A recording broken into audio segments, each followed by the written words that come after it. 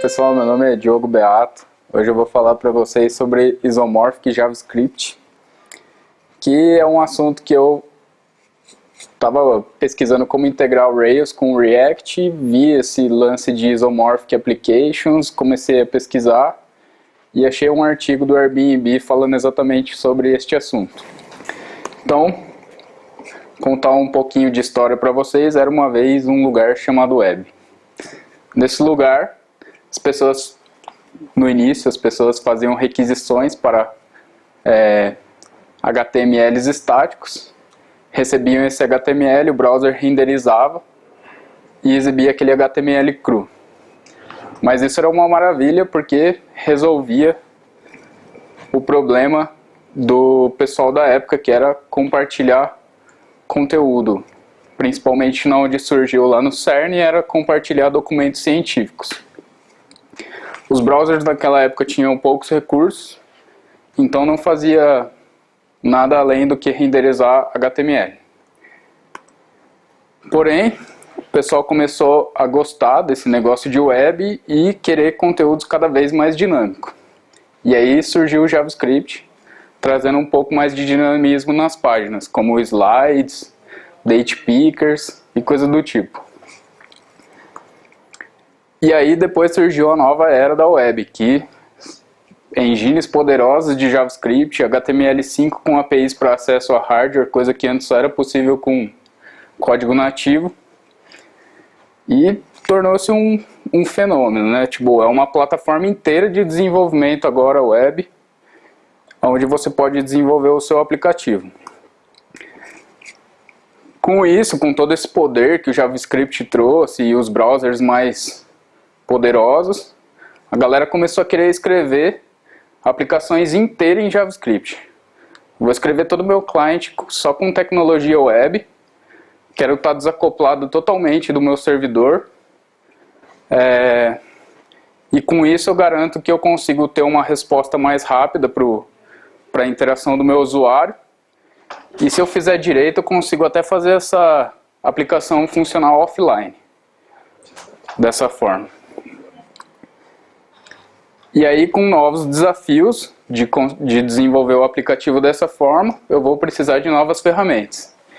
E aí surgiu os frameworks de JavaScript, MV, qualquer coisa aí. Angular, Ember, Backbone, e cada vez que um chinês espirra, mais um framework de JavaScript surge.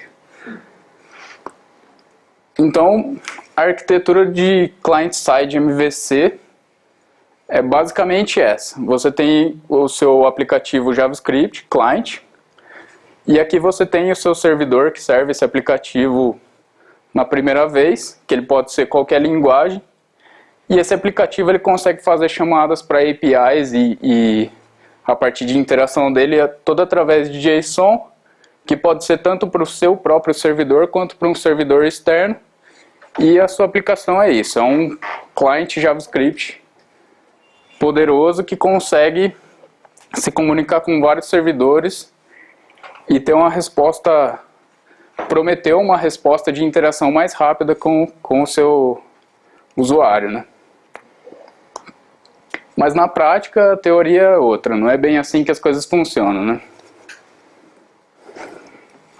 A gente tem vários problemas quando a gente pega essa abordagem de SPA.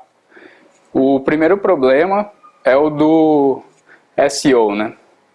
Que por padrão, toda vez que você desenvolve uma aplicação SPA, ela já é ruim para SEO, porque o crawler vai bater, ele vai pegar aquele teu HTML cheio de código de template de JavaScript, que era para ser executado no client, e ele não vai executar aquilo.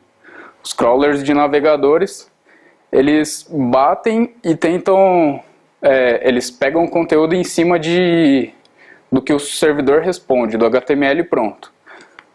O Google, como é o pai do Angular, provavelmente já está melhorando o sistema de engine dele para que isso melhore. Só para o Angular. Só para o Angular.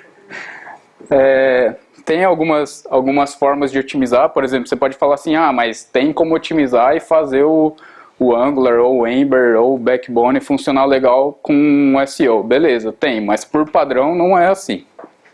Por padrão, você vai ter que fazer alguma coisa para ele funcionar legal.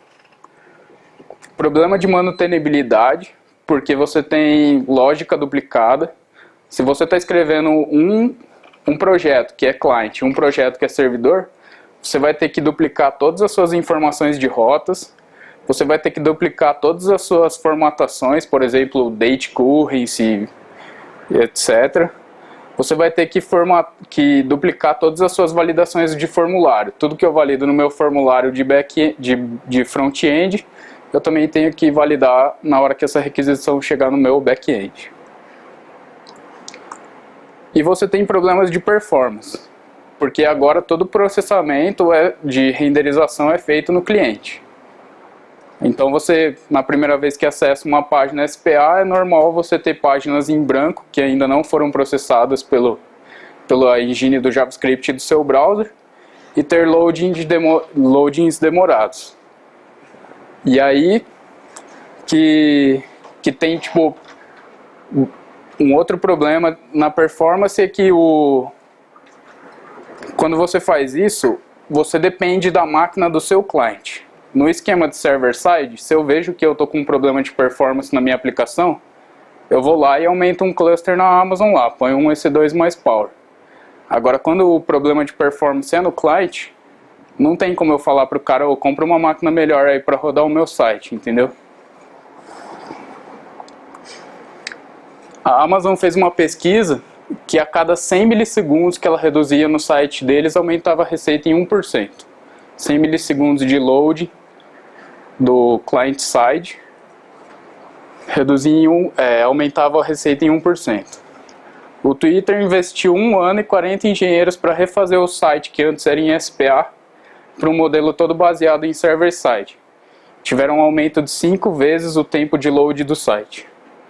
E principalmente por esse fato de eu não dependo mais da performance e do hardware do meu cliente. Eu dependo da performance do hardware do meu servidor.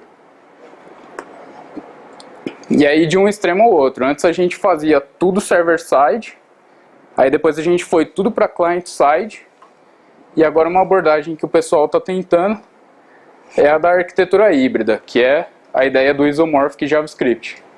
No caso do Airbnb, eles desenvolveram um esquema mais ou menos assim, onde eu tenho a minha aplicação JavaScript client, a minha aplicação Node para server, e as coisas que eu tenho, como por exemplo, regra de validação de formulários, as rotas, o mapeamento das rotas, e tudo que eu quiser compartilhar entre esses caras, eu faço esse JavaScript isomórfico.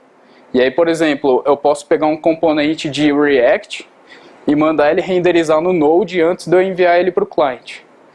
E aí eu consigo ter a interatividade da SPA e também ter as vantagens do server-side.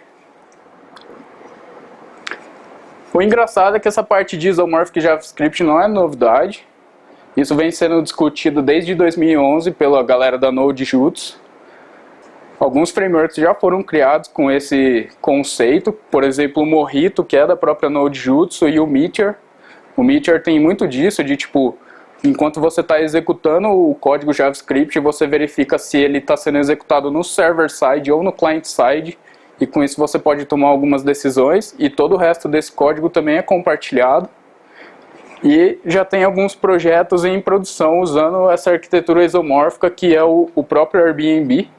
Eles têm até um próprio framework deles, que é o Render, e a Asana, que é aquele de gerenciamento de projetos, acho, que é feito pelo cara do Facebook.